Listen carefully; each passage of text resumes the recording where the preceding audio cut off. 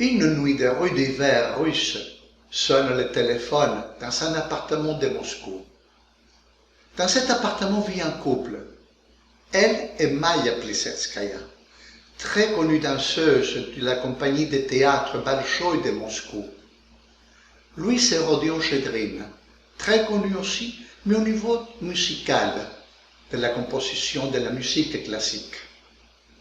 Eh bien, de l'autre côté de la ligne est la mère de Maya, Rachel Mercerer, qui la téléphone pour l'annoncer qu'elle est en train de se présenter à Moscou une compagnie musicale cubaine avec une revue appelée El Solar.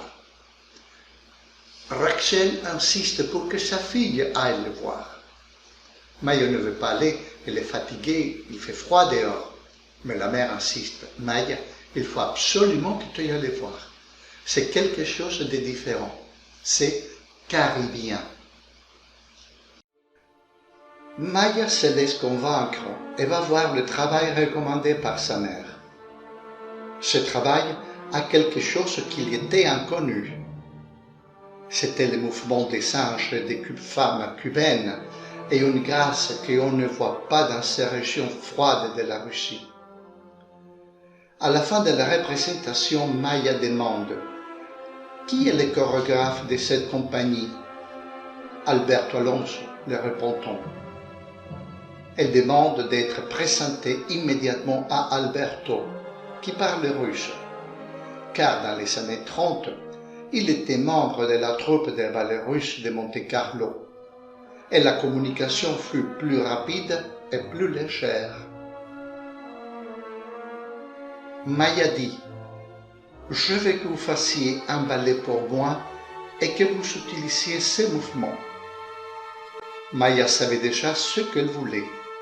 Carmen, la rouleuse de cigares andalouse, agitée et légère, pour continuer dans la tradition de la fascination que tout ce qui est espagnol génère dans l'art russe. Carmen, la gitane ardente, plus proche des cubaines que des russes.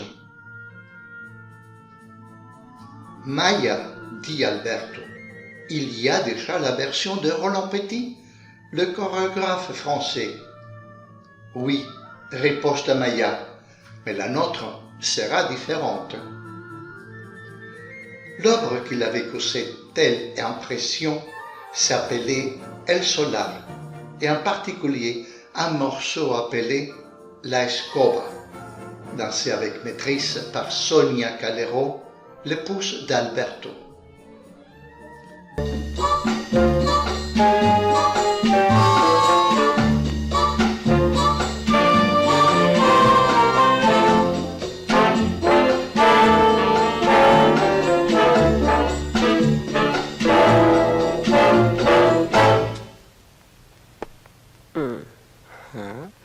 Está bien. Quisiera hacer ese coba que entre tus manos aprieta. Y te lo juro, mi prieta, que aunque me abrieras mi grieta. Rey sería haciendo escoba. Van, No me digas.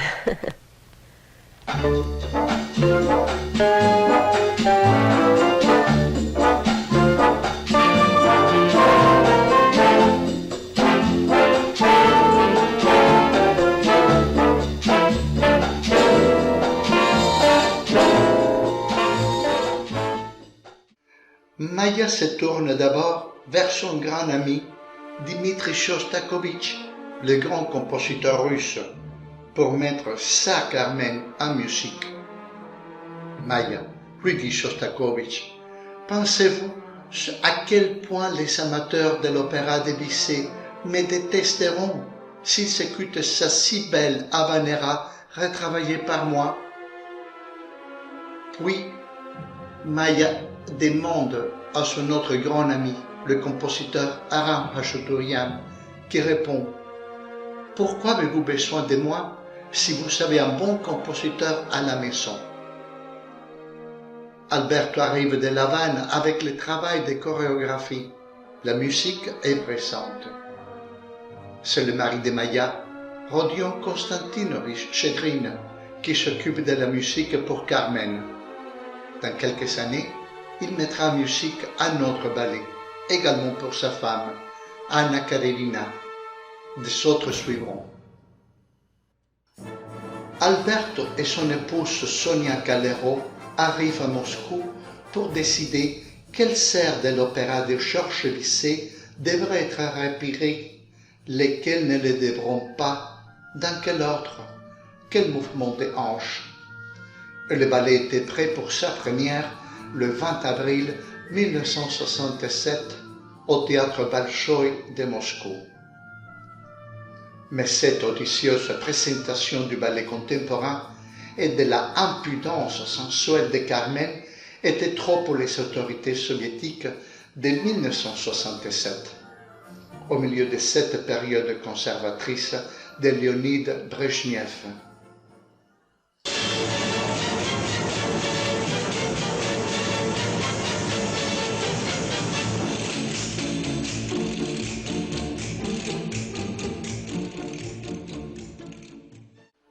Le lendemain matin, Maïa est convoquée par la ministre de la Culture, Yekaterina Furtseva, qui l'a critiquée pour sa danse de la veille.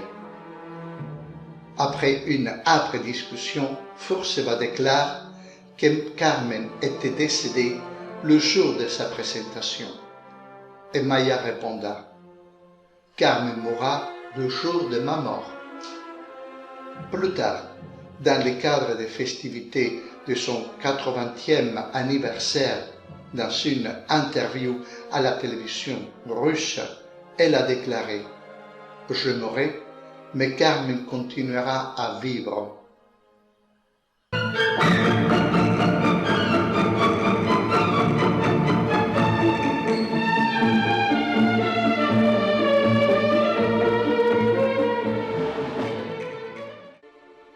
Maïa avait donné une partie de sa vie à ce travail et maintenant les autorités soviétiques l'empêchaient de continuer à le montrer. En 1967, Maïa était suffisamment importante et reconnue internationalement pour maintenir sa position ferme et affronter le gouvernement par le biais de sa ministre de la Culture. Après quelques mois d'ostracisme qu'elle s'impose et impose au théâtre Bolchoï, elle est invitée à présenter le ballet à la Foire internationale de Montréal cette année-là. À partir de ce moment, Carmen a volé de ses propres ailes et le ballet a été incorporé au répertoire des autres grandes compagnies de ballet dans le monde. N'avait pas tort Maïa lorsqu'elle a dit que Carmen ne mourra pas. Ce ballet est dansé régulièrement dans les compagnies de ballet de par le monde. Maïa est décédée à conséquence d'une affection chronique du cœur, à la veille des festivités que le Théâtre du Monde organisait pour son 90e anniversaire. Maïa a été incinérée à Moscou et ses cendres ont été dispersées dans la ville où elle est née et qu'elle aimait tant. C'est ainsi que je finis mon émission d'aujourd'hui. Si vous ne vous êtes pas encore souscrit, vous pouvez le faire. N'oubliez pas de le dire à vos amis. Je vous suis reconnaissant pour le suivi que vous faites de mon travail et comme d'habitude, je vous dis à la prochaine.